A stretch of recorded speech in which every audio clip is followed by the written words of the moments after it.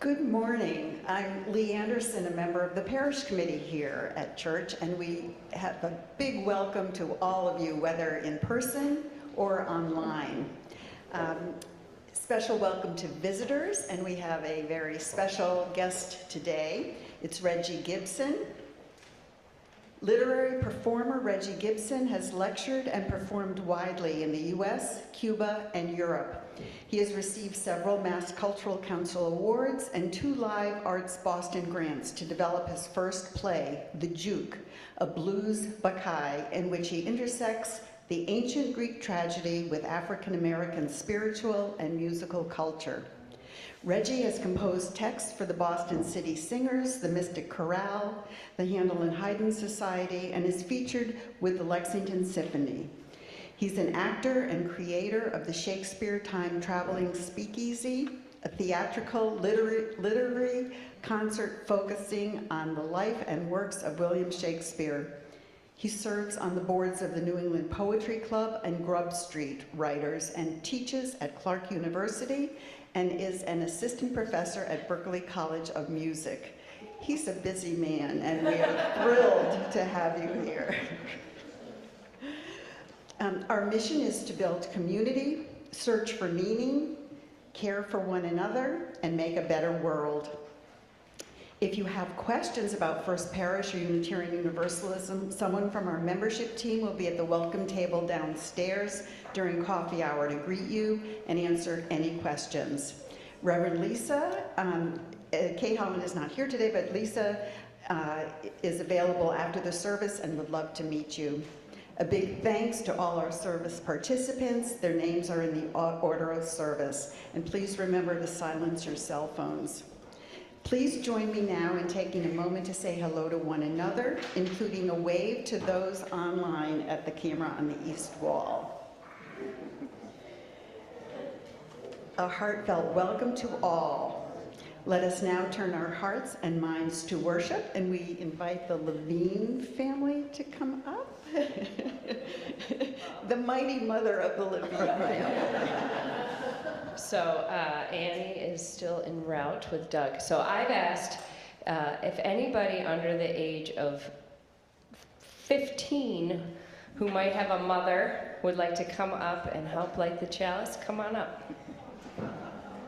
Okay, and who's going to take the mic? Do you want to come, Cole? Luca, come on, you can come too. All right, so who's going to say the words? Because I have to get up to the choir loft. Who wants to take it? Here, hold it. Here you go. You hold it. Okay, go. Ready?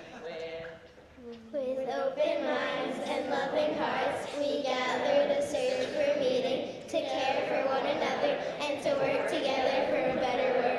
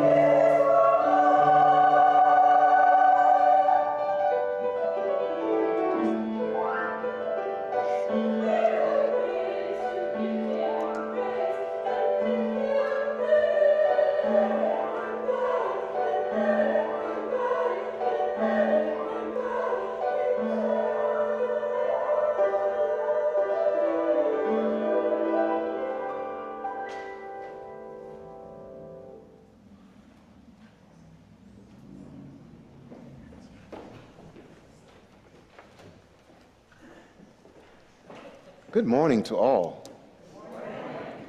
I discovered a little factoid that said about 125,000 people die every day. Of that part, 18, I think, thousand die in their sleep. 18,000 or so die in their sleep. And usually that's between the hours of 11 o'clock p.m. and 4 o'clock a.m. I am a man who is of an age where I have to find myself getting up to use the bathroom more often at 2 o'clock a.m. Before I found out that statistic, I would groan at what that meant. Now when I get up at 2 a.m., I got 2 hours to go. It has helped me to appreciate rising, reimagining what it means to be a human being. So we've risen this morning and are indeed amongst the fortunate. We can feel the sun shining on our faces. We can have the air filling our lungs. We can have the sound of music in our ears. And we have another day to imagine a world and bring it just a little bit closer to reality. Let us take that thought and deepen our worship together today by singing hymn number 38 together. Morning has broken.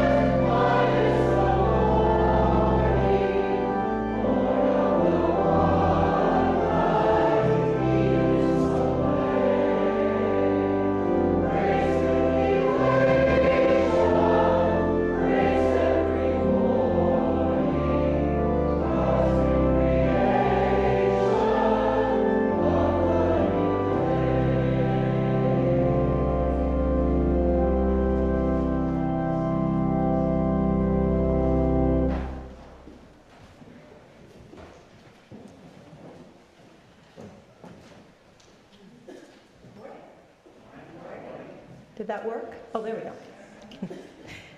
So I have a story for you this morning, and this is the story about a girl named Sarah Bella. Sarah Bella had no time for small talk. In fact, she never talked much at all. She was too busy thinking. Oops. All right, what happened here? This is, technology is a different thing. Here we go. Sarah Bella. We'll get there. She thought about big things and small things and oodles of in-between things, like aunts and uncles and doodles of poodles. All right, this is not working. Why is this not working? There we go. No, I think it's good. Thank you. Yep. I'm figuring it out as we go. There she is. She thought about big things and small things. There we go. And oodles in between things like aunts and uncles and doodles and poodles. You can't quite see that she's saying to her dog, Pinky, what do you think, Pinky? these thoughts would remain a mystery, but there was nothing mysterious about her family. They loved puppets, painting pictures. Most of all, they loved their Sarabella just the way she was, with her feet on the ground and her head in the clouds. To Sarabella, there was nowhere she would rather be than daydreaming of painted ponies racing across the sky. Some ideas came as a complete surprise to her, while other notions were coddled and cared for like rare plants in a well-loved garden. "I need to feed you up, mister," she's saying to the plant. There never was a doubt that Sarabella had a green thumb for thinking. The problem was, no one ever knew. Her teacher, Mr. Fantozzi, had a knack for knowing just what Sarabella wasn't thinking about, and that was schoolwork. Sometimes all it took was a word, a sound, or the scent of Samantha's magic markers to carry her thoughts away. And that's when Mr. F was really very nice, who was really very nice, had to send her home with another note, and this made Sarabella feel terrible. The notes never upset her parents because once upon a time, they were sent home with notes too. Was anyone ever sent home with a note? A few of us? Yeah. The notes never upset her. Oh, I already said that. Really, said Sarabella? Really, replied her mom. You have daydreams in your DNA. Daydreams already in you. At bedtime, Sarabella cuddled up to her big sister, Cece. "I wish I knew how to focus," said Sarabella. "It's easy," said Cece. "All you have to do is take deep breaths and squint." At school the next day, Sarabella followed her sister's advice, but all she got was a dizzy spell and a trip to the school nurse for an eye test. One night, during a math facts memorizing meltdown, a bear of a thought dropped by for a chat. "I have a good head for numbers," he said. "I can see that," said Sarabella. "Keep me in mind if you ever need help," said the bear. "I'll consider it," said Sarabella. And that was her first mistake. The second was taking the bear to school with her the next day. "I sure hope you left some room in your head for math facts," said her sister. There was always room in Sarabella's brain for one more tantalizing thought. Oops, come on. There we go. Just not math facts. By the time they arrived in class, the bear had fallen asleep, but waiting in the wings was an odd flock of birds who didn't know the difference between an egg and the number 8. That's when she heard Mr. F calling out her nickname, "Earth to Sarabellum." He said, "A penny for your thoughts?" "She's not thinking," said Russell. "She's daydreaming." "Daydreaming is an awesome kind of thinking," said Mr. F, "but not during class." That afternoon, Sarabella stayed in at recess to catch up on her work. She liked sitting at the round table in the quiet room. "I know you can do this, Sarabella," said Mr. F, handing her very last quiz. "Just put on your thinking cap and focus." Sarabella began to imagine what her thinking cap might look like, and then she turned back to her papers. Right before the bell rang, Mr. F had Sarabella hand out the weekend assignment. They were always something fun. "What do you think, Sarabella?" asked Mr. F.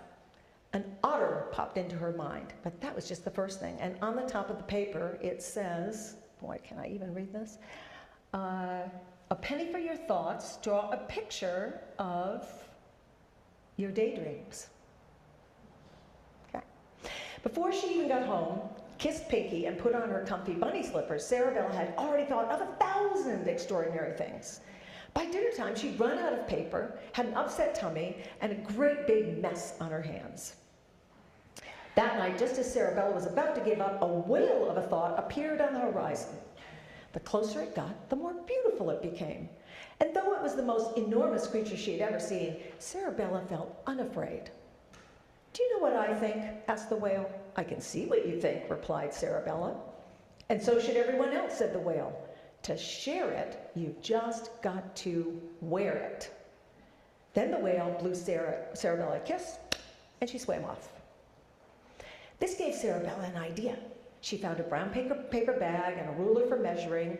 She rounded up some old magazines, some pretty papers, pencils, pastels, stickers, and stamps, along with her favorite drawings. For the rest of the night, she clipped and colored, pasted and painted until her project was done. Monday morning, everyone was eager to share their weekend project. "A penny for your thoughts," said Mr. F, as the kids sat crisscross applesauce on the floor. "Who's going first?" To the surprise of everyone, it was Sarabella. "If you want to share it," she said, "you've just got to wear it." And that's exactly what Sarabella did when she placed the most spectacular collection of doodles and daydreams right on the top of her head. "So that's what you've been thinking," said the kids in awe. Lara saw unicorns and Zavi saw planets. Dylan saw a cat, a snake, and a feather, while Nate reported seeing clouds with a touch of bad weather. "A penny for your thoughts, Mr. F," said Sarabella. "I think," he said with a smile, "your thoughts are worth more than all the pennies in the world." On Tuesday, Bob came to school wearing a thinking cap of his own. Sarabella really liked it. "We have a lot in common," said Bob. "My thoughts exactly," agreed Sarabella. How many of us are daydreamers? Or were ever daydreamers in school? Yeah. I remember that was the note coming home for me. Too much daydreaming. She's just looking out the window, thinking thoughts. But daydreaming is imagination, and imagination can take us a lot of amazing places. All right, let's now sing our children out to their classes with Gaudiamus Hodie.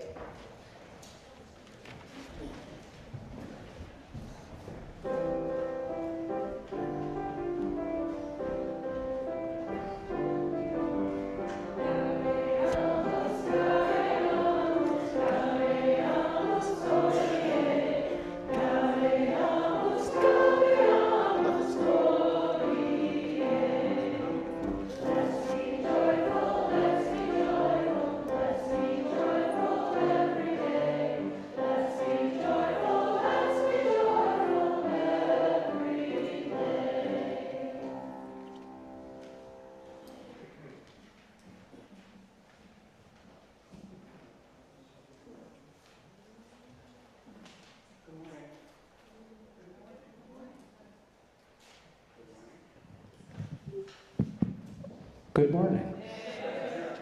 You want to take an offering first? Oh, I'm sorry.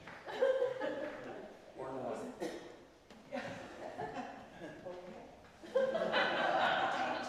Thank you, Charlie. We'll be back, yeah.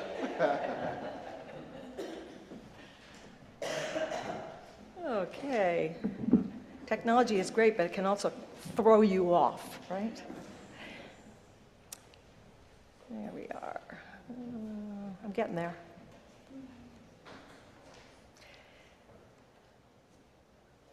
The offering we give each week is a symbol of our commitment to this faith community and to the life and works of our congregation. Instructions in how to donate online or in the order of service. If you're here for the first time, please let the plate pass you by. You are our guest. This morning's offering will be shared with the Community Closet. This is a free resource for eligible residents of Concord and Carlisle, which was created by the Concord Carlisle Foundation in partnership with the Trinitarian Congregational Church of Concord. If you are cleaning out your closets, the organization is currently accepting spring clothing only. New underwear and socks are always needed. As always, we receive your generosity with gratitude in appreciation of all that sustains us. Your gifts maintain the strength of this community and all it does within these walls, as well as the work we do together to make the world a better place. As our ushers come by to collect the offering, if you didn't get an index card and a pencil, please raise your hand and they will bring that to you. The offering will now be given and gratefully received.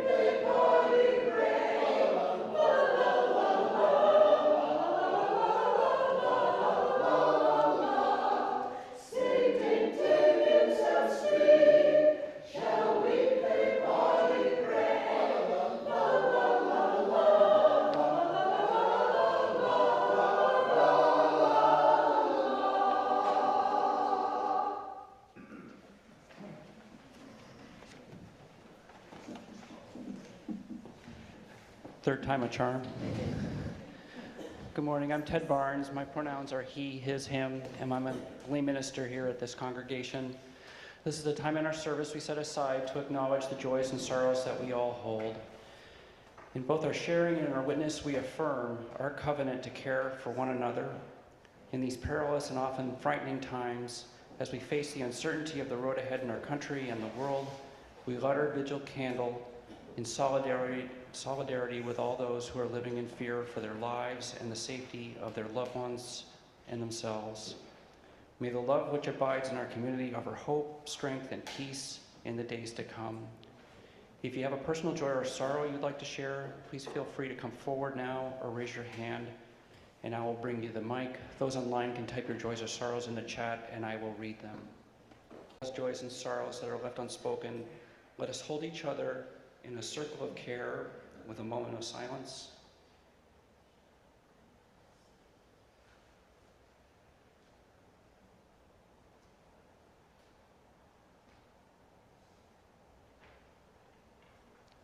Blessed be.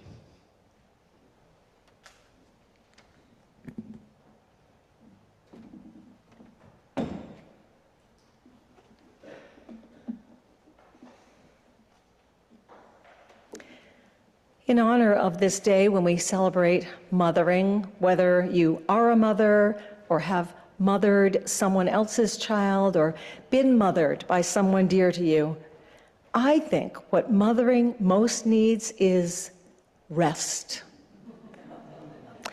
So, dear friends, I invite you all to rest now. Rest in the peace of this moment. Be at ease. Look up to where the stars shine, down to where the grass grows. Imagine the stars looking back at you over years and centuries, across oceans of empty space.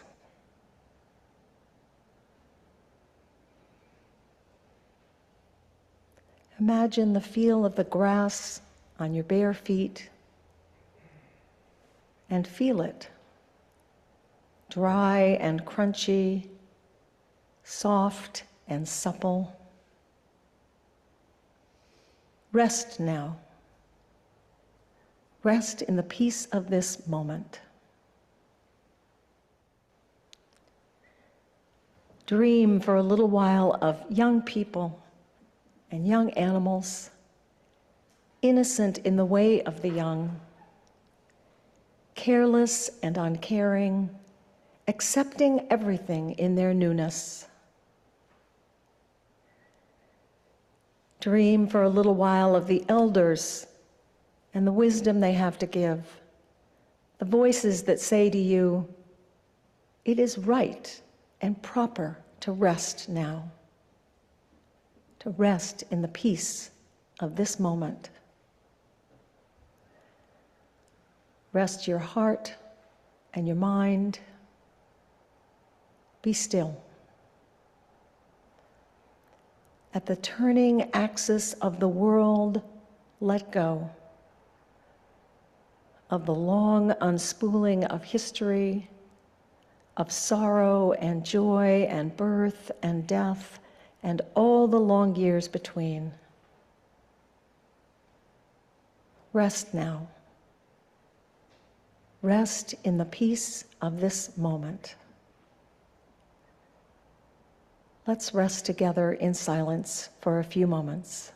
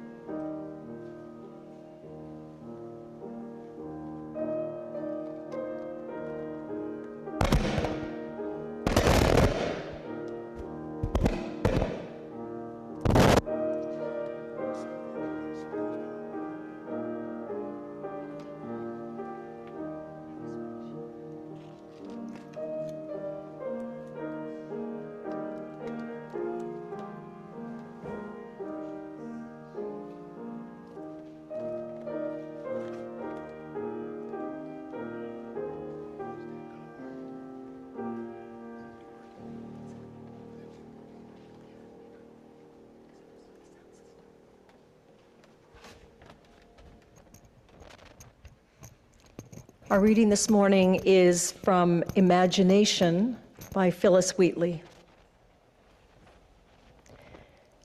Imagination, who can sing your force, or who describe the swiftness of your course, soaring through air to find the bright abode, the imperial palace of the thundering God? We on your pinions can surpass the wind and leave the rolling universe behind. From star to star, the mental optics rove, measure the skies and range the realms above. There, in one view, we grasp the mighty whole, or with new worlds, amaze the unbounded soul.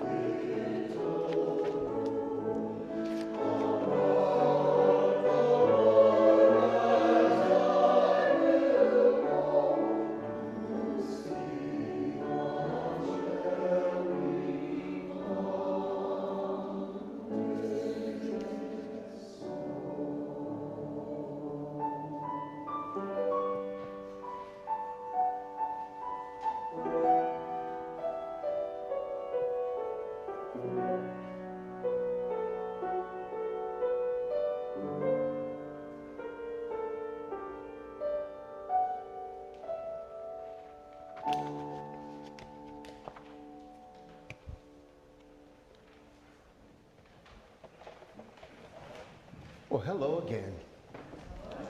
It's beautiful to be here and to be in such company and to be in a congregation that shares joys the way you do. And happy Mother's Day to all of you here today. Today I want to talk about imagining the impossible. Some lessons maybe that I've learned from a life of devoting myself to letters and to poetry. I also think about this when I think about how I reimagine my worship, how I reimagine things. And I go back to things that once were not seeming possible. For instance, Phyllis Wheatley, born in Africa but brought here as a slave, not being able, the fact that she could become a poet, even at that time in the 18th century, people thought that was impossible. Here she was also probably not thinking that a day would come when she would be manumitted, when she would be freed. It probably seemed impossible. Many of us were alive when President Kennedy said why we choose to go to the moon, right? Not because it's easy, but because it's hard, because it's difficult. And I'm imagining at that moment, many thought that is impossible. And maybe they thought that before Yuri Geller was in them, and maybe they thought that before Sputnik went up. And then things that seemed impossible became a lot more possible. So myself, I came to being a Unitarian Universalist from being a member of a gang. The gang that I was a member of before was called the Jehovah's Witnesses. Right? And our job was to beat up your door until you came out and addressed us. And so after I left it, I became a skeptic. And therefore I found myself with you. You know, and had to reimagine myself. And at first, when I'm becoming you for me was right? Not that, no way, right? And then I had to grow and discover that what you could mean is, I want to be in a relationship with you, and you, and you, and you. And people who I may not have thought myself at one point being in relationship with. What was impossible at one point in my thinking became inevitable. So I think about these ideas when I go back and talk about what have I learned from this life of poetry that helps me to reimagine. What is the approach that I might take? And for me, I've come up with a few things. Let me make sure this is actually going to work. I'll do this. Will that do it? No. Okay. I guess I'll have to reimagine what happens here. Okay, I may need some technical help. If not, I just have to keep rolling. Let's try something. Give me just a moment. I'm going to try this again.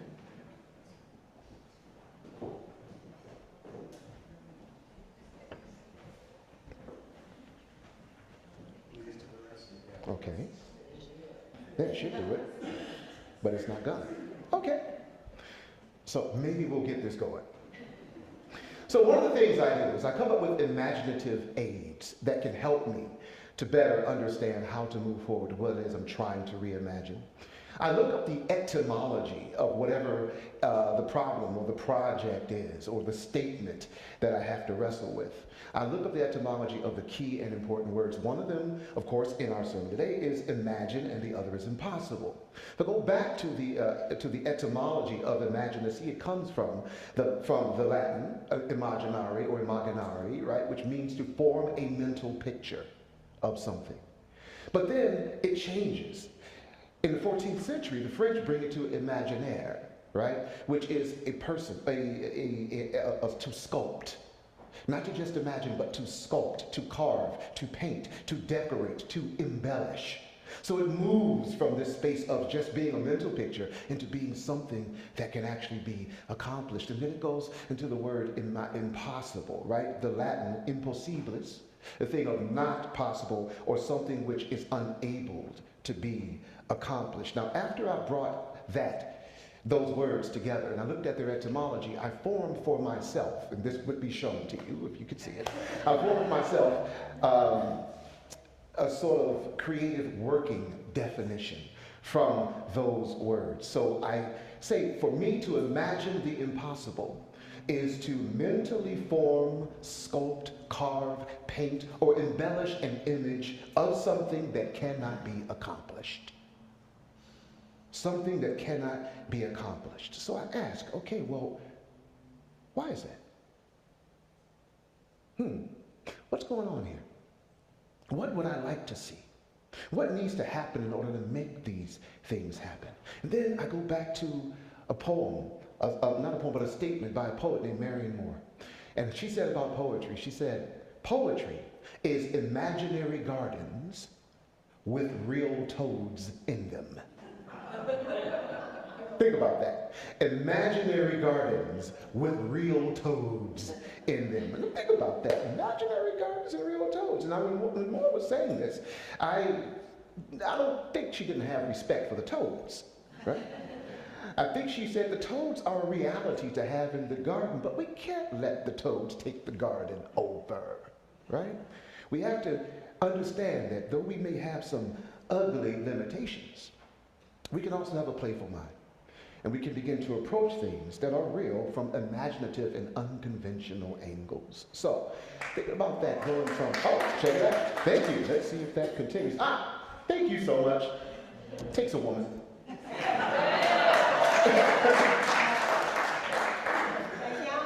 A young woman. Yes.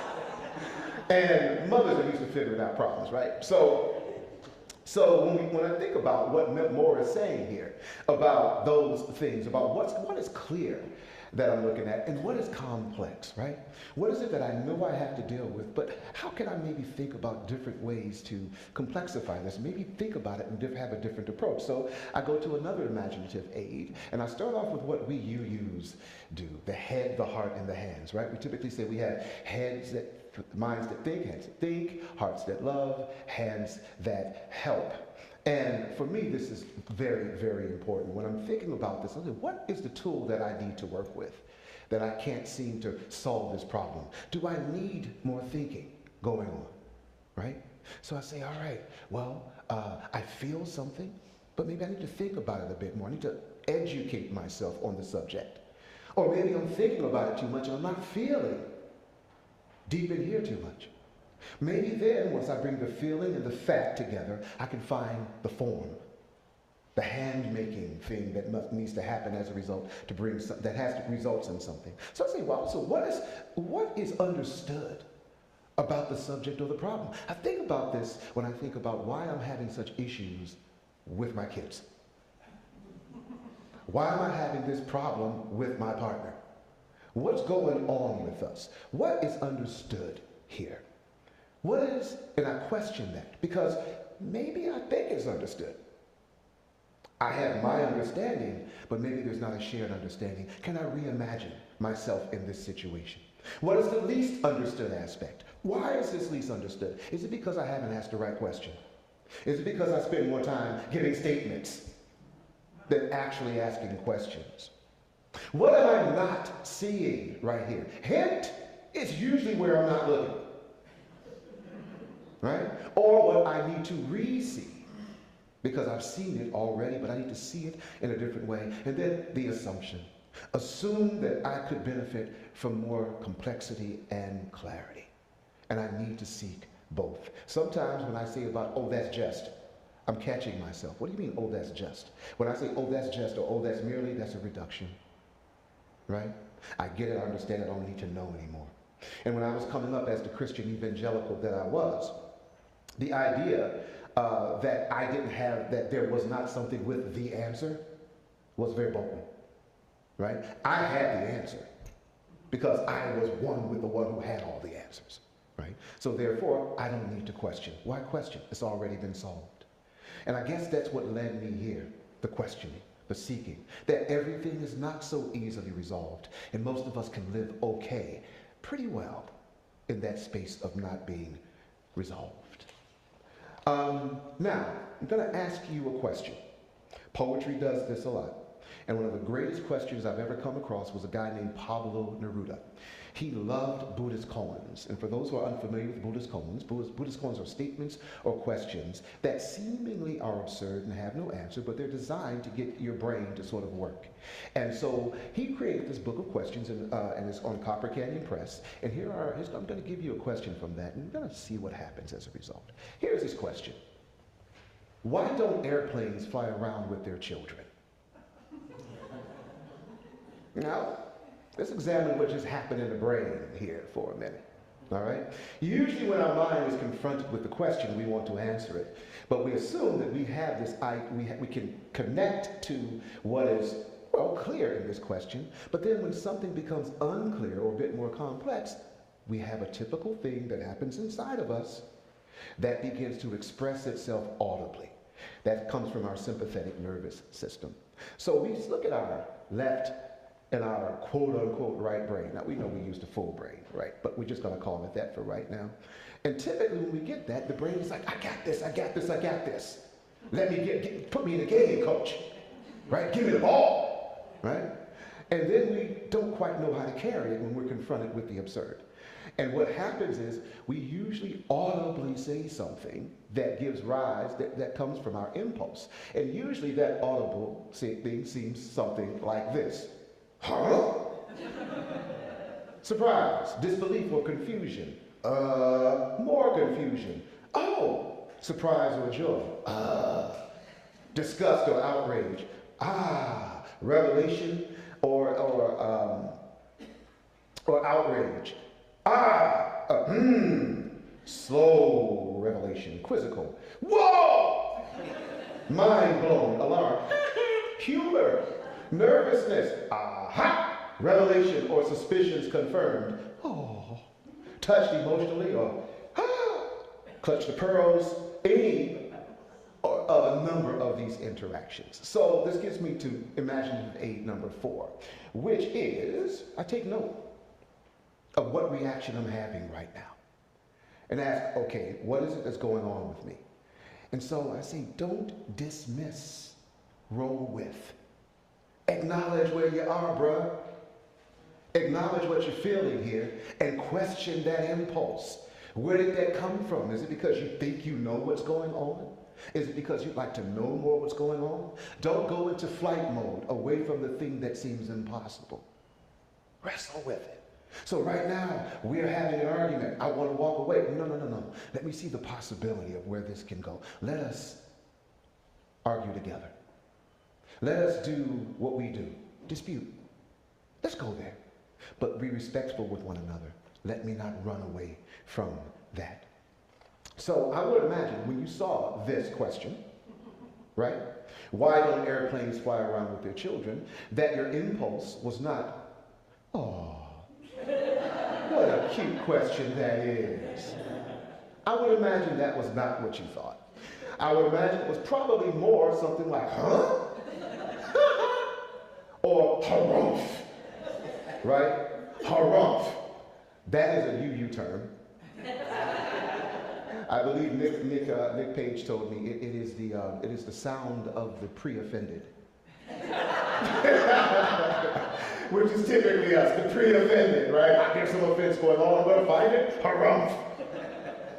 But what I also know is that probably it's more like this. Hey, Mr. Poet Dude, I don't know if you are aware, but airplanes are not biological entities, and as such are in possession of no reproductive system nor apparatus. Ergo, they are sans gonads, and being non-organic are neither conscious of, desirous of, nor have the ability to engage in reproduction of children with which to fly around, you twit. Or something to that effect. But that's the left brain talking. I love my left brain, right? I dig it. I plan on keeping mine. It evolved for a reason. You know what I mean? Left brain is probably why I can lean on this, because somebody with a left brain invented it. If somebody with a right brain invented it, it would be pretty, but I'd be on the floor right now, right? But we need those things working in tandem with each other. So for right now, we have to think about what the left brain really is. It's a necessary faculty, but sometimes when it comes to imagination, the left brain often wants to tell you what you cannot do and why it won't work. That shows you that left brain. You can't do that and it won't work. Right? The left brain, I like to think of it as the cop yelling stop.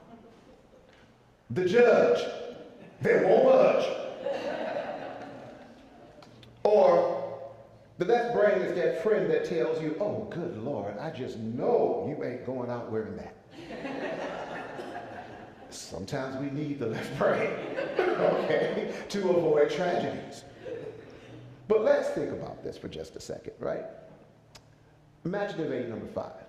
Temporarily quieting that you left brain of ours that always wants to assert itself can also give the right brain a little playtime and help the imagination grow. So let's go back and think about those times, those people who believe that, 7-foot tall yellow birds can walk down the street, talk to people and not end up on a skillet with shallots sauteed in rosemary butter. Or those beings who believe that yes, purple dinosaurs can exist and have perfect teeth. Or, yeah, how come, a sponge can't live in a pineapple? Right? Children, let's go back to thinking with those minds. And what we maybe want to do right now is maybe to tell this left brain of ours to get out of here. Okay? Just for a minute. Let's play a bit. So I'm going to go back here, and I just want everybody on the count of 3 to yell, left brain, get out. 1, 2, 3. Left brain, get out. Now, the left brain is very stubborn. It has evolved for a reason, and it's stuck around for a reason because it doesn't go anywhere very easily and often doesn't listen to what it's told. So let's try that again. On the count of 3, let's see, left brain, get out. 1, 2, 3. Left brain, get out. It almost believes you. But it knows you're UUs, and you're just joking. We do joke sometimes. So we're going to try one more again. 1, 2, 3. Left brain, get out. All right, now the left brain is leaving, a little dejected, because it's used to being here, and it's used to having its way. So now that we've effectively just sent it on a play date, or if you like more incarceratory language, we gave it some yard time, and it's doing its thing. So, chow chow for now. Left brain. Now let's play a little bit.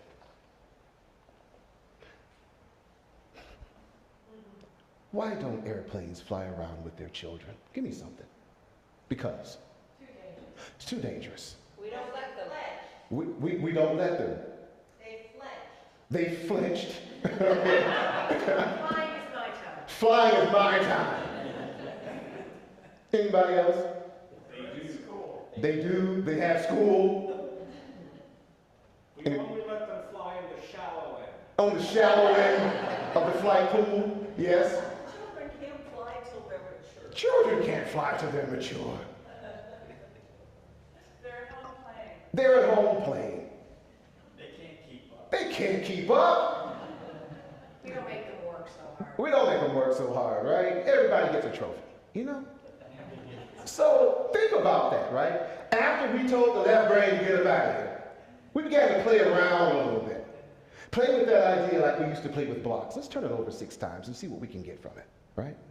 We began to generate many more possibilities just by allowing ourselves to play with an absurd question, right?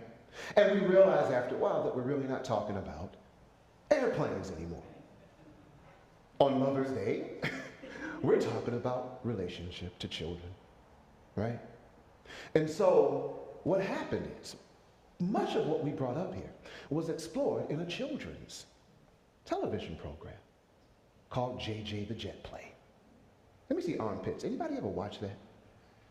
My kids did. It freaked them out a little bit because they had these human talking faces and whatnot, but they really liked it. And what I noticed in that TV show is all of the connections that they were doing with their imaginations. And so we would see that the hangar was the dormitory.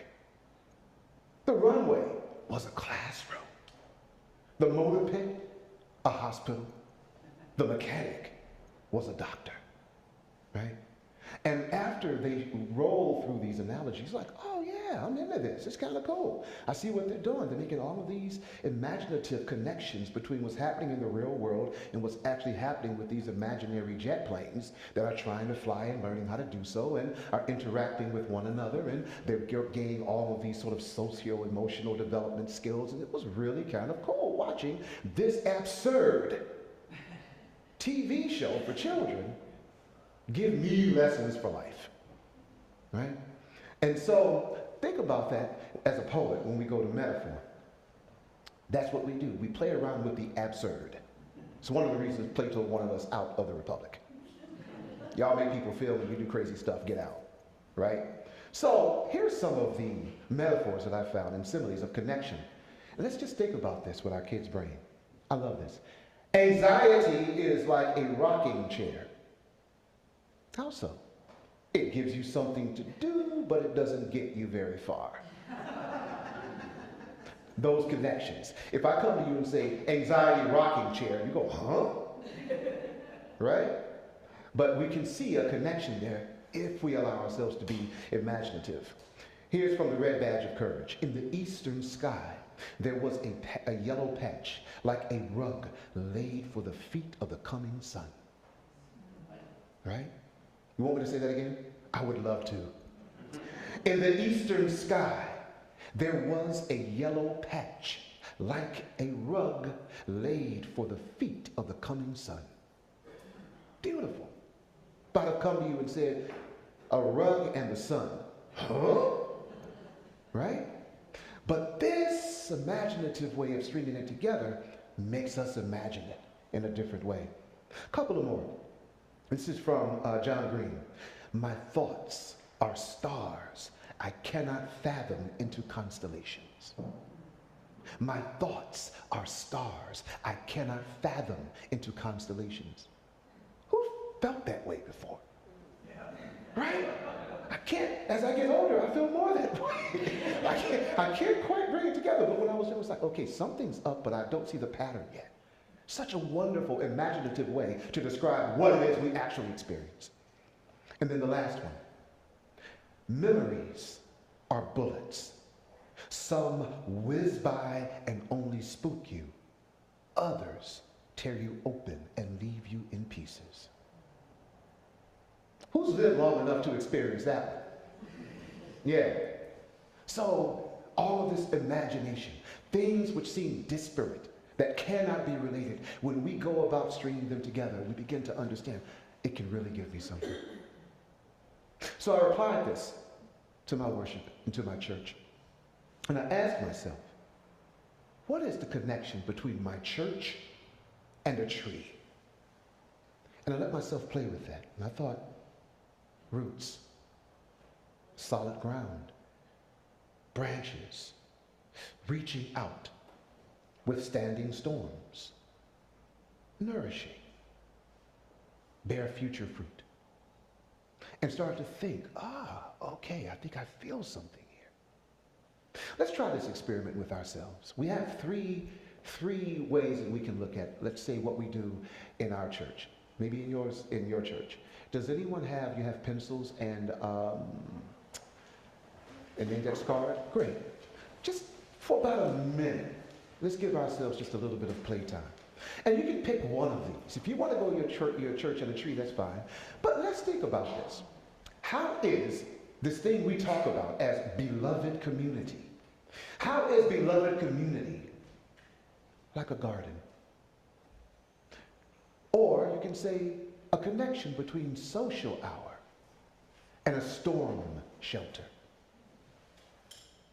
Or worship service and a bouquet of flowers. Pick one of those, just start writing down a few words that you think you might want to explore. Just a few words. Either of the things being compared. Community in a garden, social hour in a shelter, and worship service and flowers. Let's give ourselves 1 minute to do that. Come up with whatever you can. Don't let the left brain back in.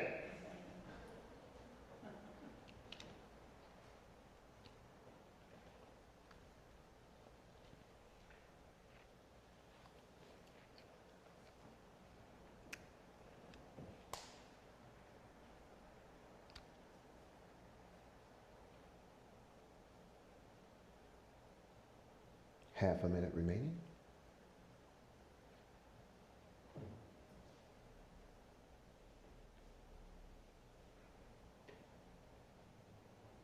Final 15 seconds.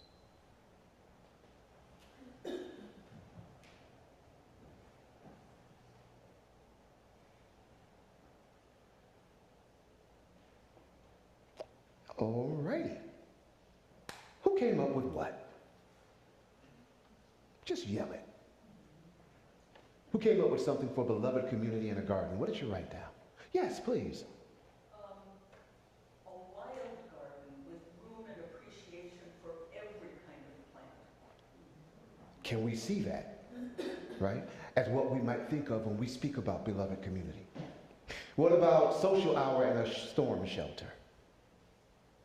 Yes. Confined in a room with strangers. Gonna need to connect. Absolutely. Better inside than out, right? In a storm. Lastly, worship service and a bouquet of flowers. I can't see who that is. Was that you? Oh, yes. What did you say? Beauty of the choir songs. Beauty of the choir's songs, right? Thank you.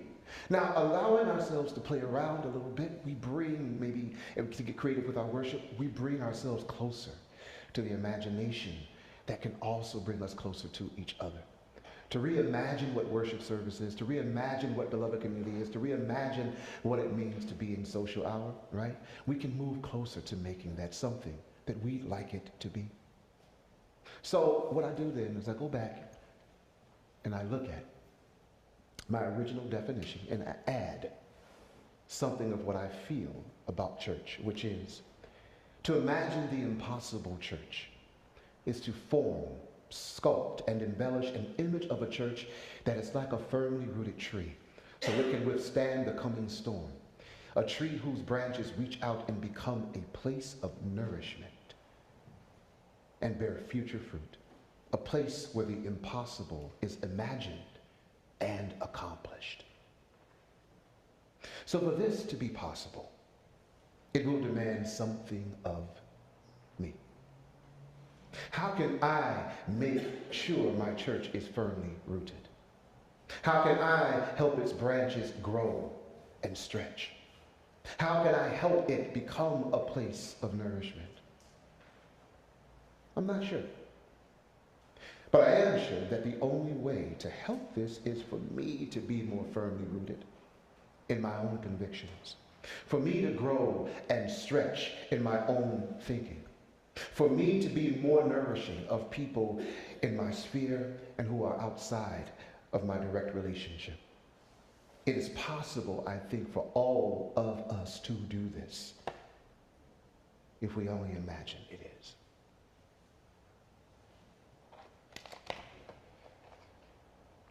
Please join us in singing hymn number 108, My Life Flows On in Endless Song.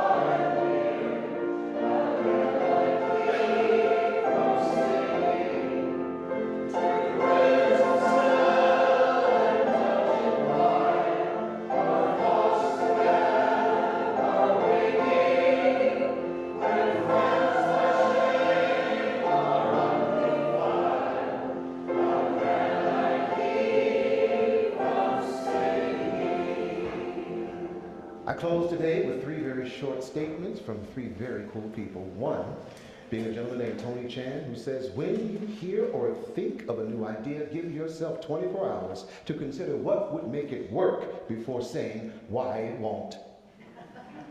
From Margaret Wheatley, she says, instead of asking what's wrong, ask what's possible. And the last is from Muhammad Ali, who said, impossible is just a big word thrown around by small people who find it easier to live in the world they've been given than to explore the power they have to change it. Impossible is not a fact, it's an opinion. Impossible is not a declaration, it's a dare.